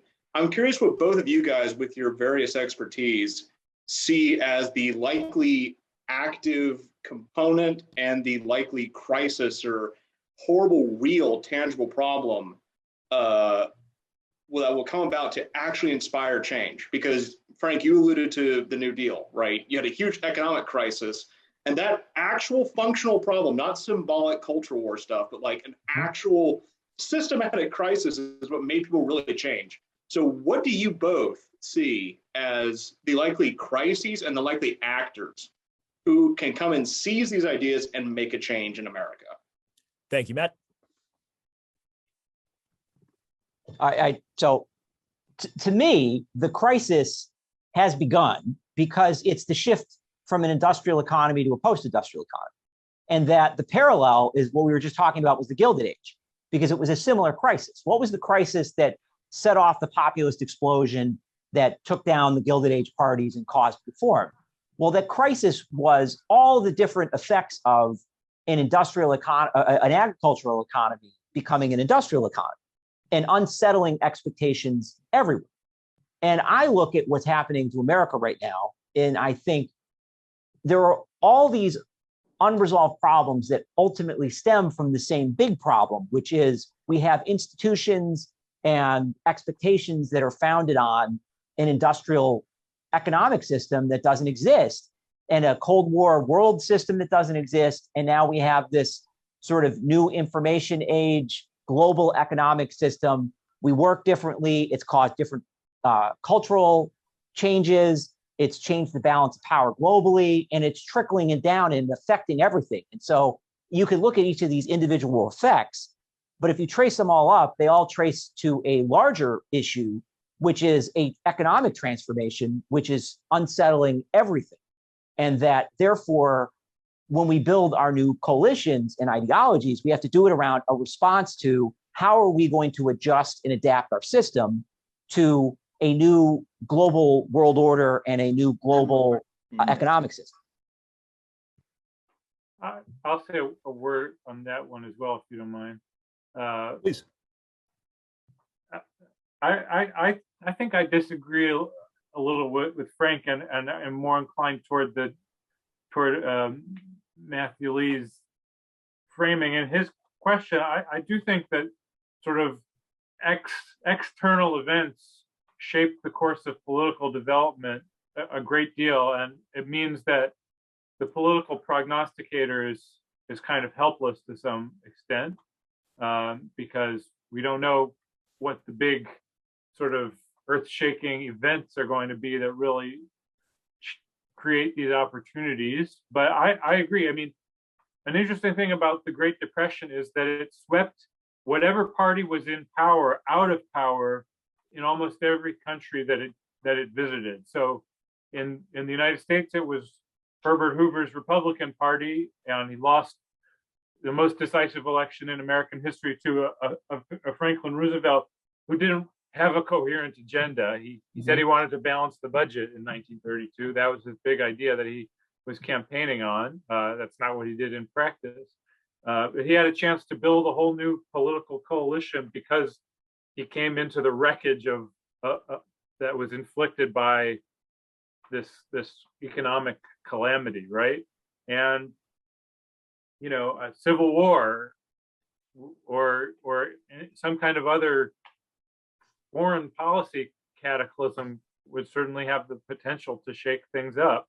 And it's not my line of work to predict where those things are going to come from. But I think you're right that it could be that sort of thing that matters more than just what Frank was describing. To me sounds like pressures building up, waiting to be sort of released by something else, some other kind of thing. We might have thought COVID was such an opportunity, really a cataclysmic change to many of our lives in many ways. But it is interesting to think about the ways that sort of current political system managed to cope well enough with COVID that it fended off a great reckoning where we sort of scrambled everything. I mean, it's still possible that something is in motion, right?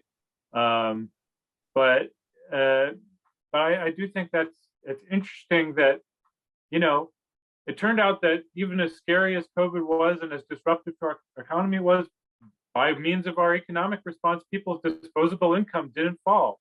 There were stories of people going hungry, but that was not really a very widespread phenomenon at all. People mostly got government aid to maintain their lifestyles, even if they couldn't go into their work. That's an amazing achievement in some ways. It also means maybe it sort of cut down on our potential to take advantage of a moment to do a big reshuffling. You know, I think actual people like when you read back about why did the French Revolution happen, people were actually starving. It's easier to understand how someone storms the Bastille when their alternative is literal starvation. We live in a much richer country and world today, and maybe that does make it harder to change. Frank and Phil, I just want to say this this tense but productive dichotomy that you guys have going here between paradigm shifts and the primacy of ideas on the one hand, and haggling and log rolling and the primacy of practical management and decision making on the other hand, is opening like all kinds of huge questions in my mind. So I've learned a lot in this over this, and I look forward to hearing more on these questions from each of you moving forward. I'm going to try to get to a few more questions. Let's go first to Niels Brubacher. Niels, please unmute yourself and feel free to ask your question in the form of a question. Yeah, thank you. So we were talking about the notion of a big idea coming in and maybe transforming politics.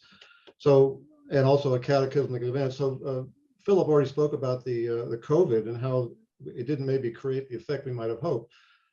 We also now had a presidential election where the incumbent was this kind of norm-shattering Republican who wasn't really a Republican. We come in with Joe Biden, gets the most votes of any president ever in history, and then his party promotes this grand plan, the Build Back Better plan, which is going to transform America, which is going to get us out of the pandemic and transform us into something that's survivable. So what I'm asking you is, what's your comment on that? Why has Build Back Better failed to gain pasturity or to gain credibility around the country? And then the second, there's also a second thing I want to ask, which is about the roles of unaffiliated voters. In my state, North Carolina, 1/3 of us are unaffiliated. What role do they play in transforming American politics, new coalitions and new consensus and so forth? Thank you, Niels. Frank, how about you take the first question, and Phil, you take the second question about the unaffiliated. So Frank, first one on. All right, so the first question is Build Back Better. Yeah. So I think the problem, okay, Build Back Better, and this has been discussed a lot, it's not a new idea. It's basically more funding for old ideas. And I think that's why it didn't take off. I mean, there's variations on old ideas in there, but for the most part, it's more funding and more doing what Democrats have been doing for the last 50 years. So I don't think it shatters anyone's expectations. I also think the other problem with it, which is related to the first, is that everybody, well, you know, when you talk to people, nobody knows what's in it. Okay. And it's not some idea that people are like, oh my God, I've never heard of that. That's really exciting. People aren't excited about it because they don't even know what it is. And when you start explaining it, it's a laundry list of, it's basically more of what we already wanted to do. And so it doesn't shatter any expectations. And that's all independent from whether it's a good idea or not a good idea.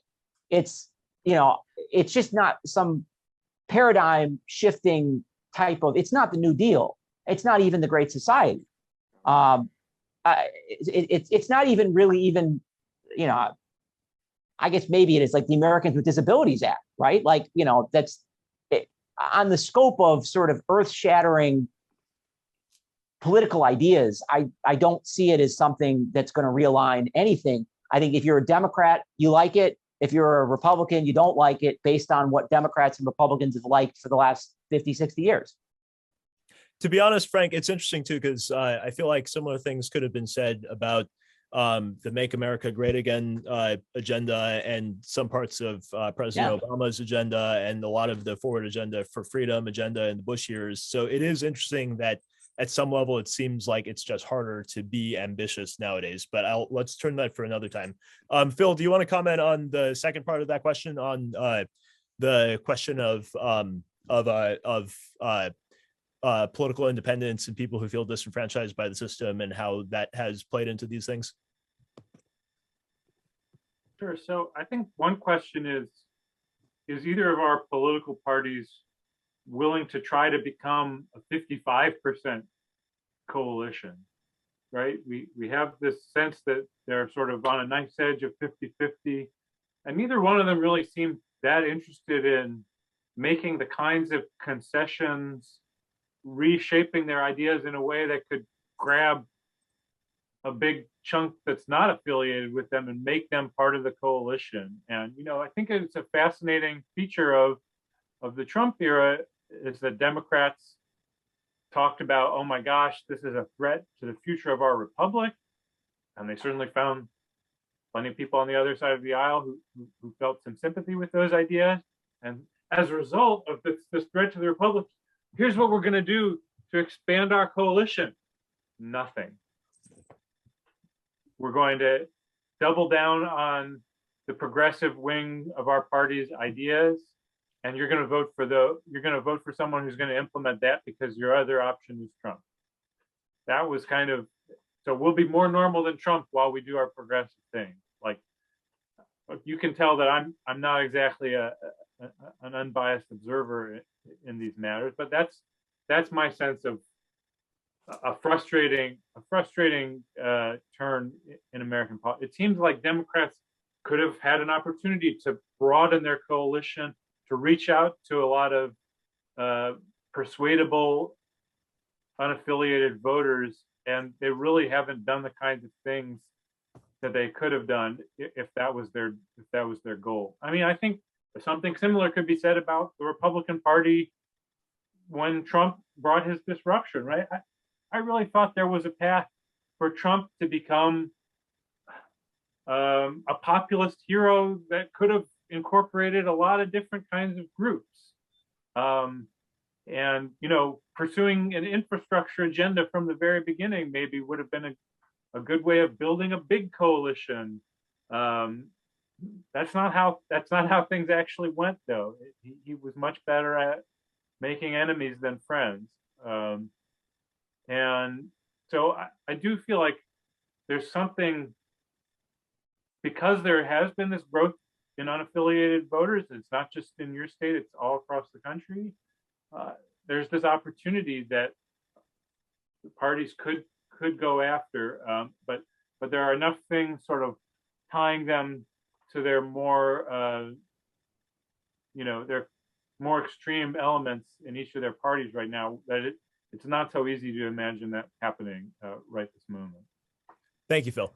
Let's and Henry and Ellen, I apologize. I'm not going to be able to get to you guys' questions on this. Sorry about that, but thank you for being here. Let's go to our one last question from Randall Paul, and then we will close out for the evening. Randall, please ask your question in the form of a question.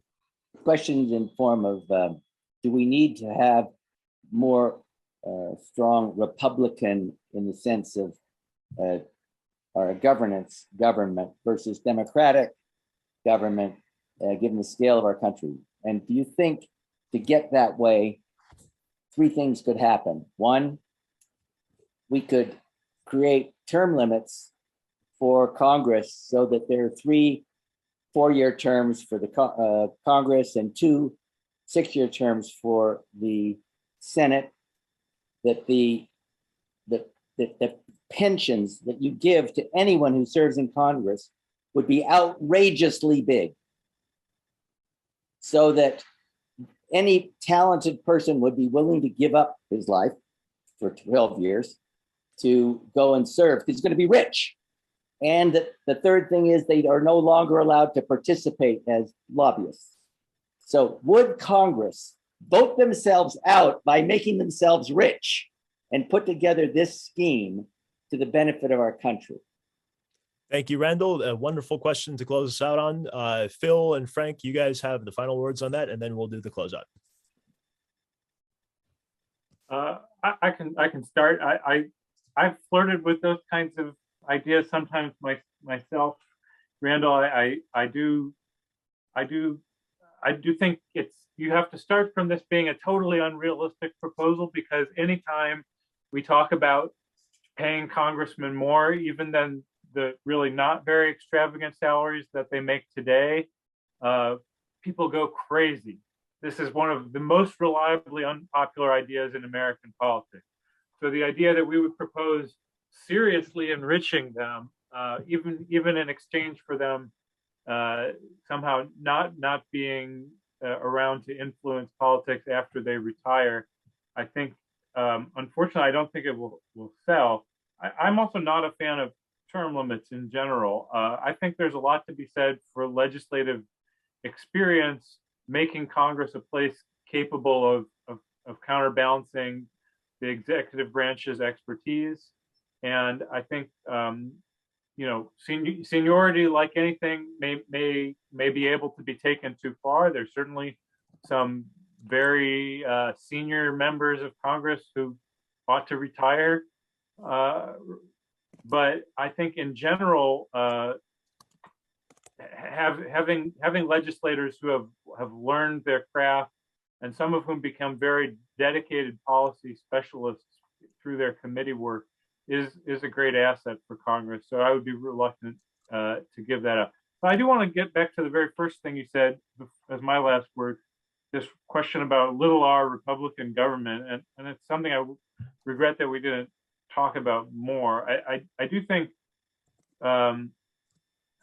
there's a sense in which self-government is what's at stake in all these questions, right? Having a functional politics is about whether we have a system that fundamentally reflects the American people's values, which are a very complicated proposition, but it's different than deciding to turn policy over to a bunch of siloed experts who will then decide things as according to the lights of their professions or whatever. It really is a very different vision, and ultimately that's what animates me, is the idea that we do need to remember this value of self-government, remember this Republican ideals with which our country was started as the reason for seeing the urgency of revitalizing our legislative branch and shaking up our political life today. So I'll leave it with that. Thank you so much. Thank you, Phil.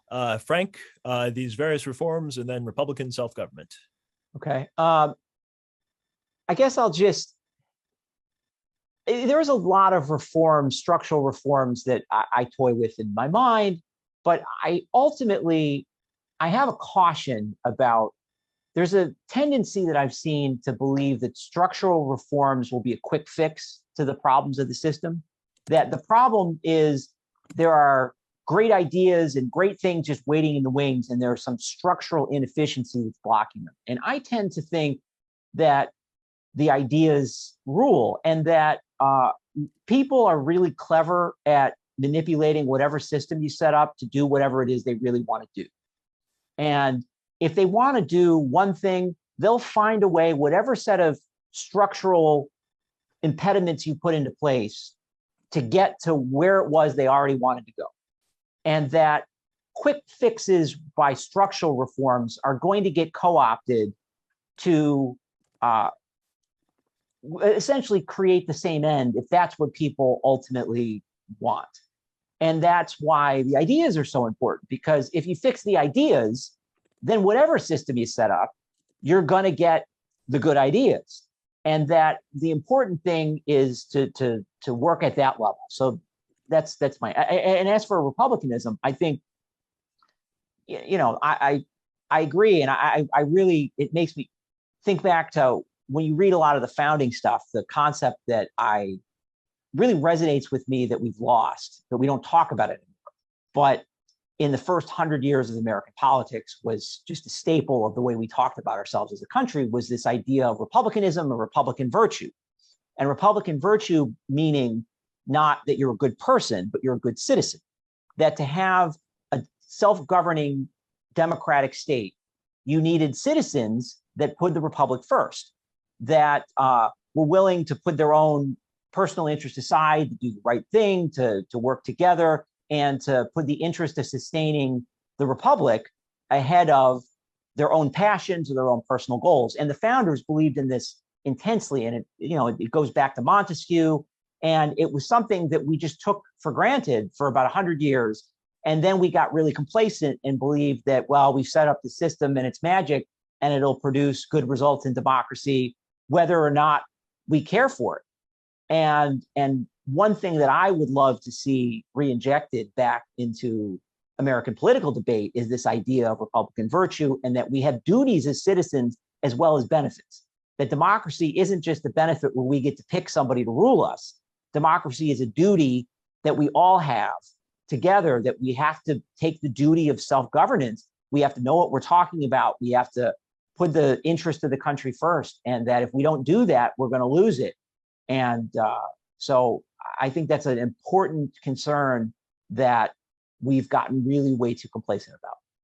And on that excellent note to finalize out on, Frank and Phil, on behalf of everybody in this room and on behalf of the Braver Angels national community, thank you so much for having demonstrated Republican virtue in these ways of trying to find new paradigm shifts for understanding politics and coming to citizen collaborative compromise making and consensus building in this public forum here. Thank you for having been here tonight and helped elevate all of our understandings. Did you grow a tail here at the tail end of these proceedings? Well, you see, Ginger is one of the greatest American citizens I know, and she has been very, very inspired by everything that has been said this evening. She just couldn't control herself. Thank you, Ginger. Anyways, Phil and Frank, on behalf of Braver Angels, on behalf of all this, thank you for having been here with us tonight. And I actually really, really deeply appreciated this this conversation. I look forward to following up with each of you individually on these kinds of questions. I need to get coffee with each of you in DC pretty soon here, so we'll make that happen. And I look forward to finding ways to work together on future things as well. Braver Angels is always an open door for you guys if you're interested in finding ways to work with us too. So let me know. In the meantime, everybody in the room, thank you for joining us on your Wednesday night to go hear about various obscure esoteric questions of American political theory and its applications for our lives. That's what we do as citizens, and that is what we in this grand democracy of America have the opportunity to do. Let me tell you all a very short pitch about what we do in Braver Angels, and then I'll let you all get going for the evening, and also the video for this event if you want to send it around to anybody, or if you just want to see certain moments of insight and stuff. Again, this should be on the Braver Angels YouTube channel in just a few days here. Braver Angels is the nation's largest fully bipartisan grassroots-led citizens organization of Americans across all political and cultural and social divides, working to find value in each other and patriotic empathy in practices of applied family therapy and its relation to politics. We do a lot of things. We do these America's Public Forum events.